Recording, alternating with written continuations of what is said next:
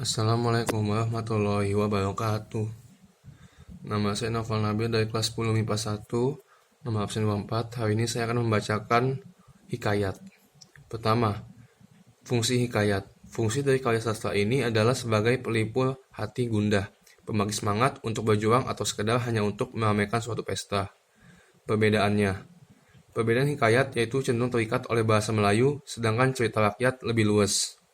2. Isi hikayat biasanya bercerita tentang kehebatan dan kesaktian para raja, pangeran, dan lain-lain, sedangkan cerita rakyat umumnya memiliki cerita tentang kehidupan masyarakat setempat.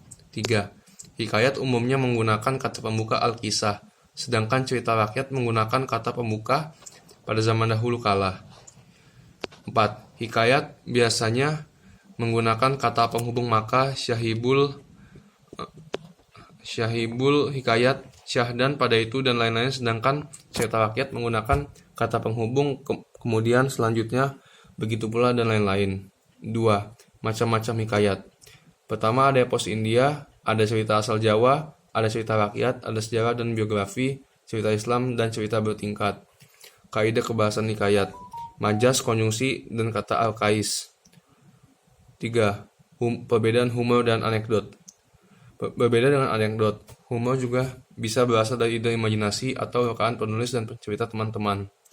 Humor memang bertujuan untuk menceritakan hal atau hal yang lucu untuk membuat pembaca atau pendengar cerita tertawa dan terhibur.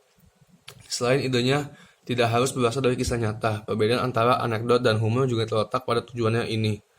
B. Ciri anekdot. Ini adalah cerita berasal dari kisah nyata teman-teman. Kemudian teks atau cerita anekdot ini biasanya langsung mengarah pada inti cerita. Ini karena anekdot lebih mementingkan inti cerita dibandingkan bagaimana cerita itu dituliskan atau disampaikan. Karena anekdot merupakan kisah nyata, inti cerita anekdot ini menggunakan fakta tentang kehidupan si pencerita atau fakta tentang kehidupan manusia secara umum. Anekdot juga bisa membahas tentang permasalahan yang berhubungan dengan orang banyak. Untuk membuat cerita anekdot, cerita bisa bertema tentang apa saja. Yang penting cerita anekdot ada. Sekian, mohon maaf apabila ada kesalahan kata. Saya akhiri. Billahi taufiq wal hidayah. Wassalamualaikum warahmatullahi wabarakatuh.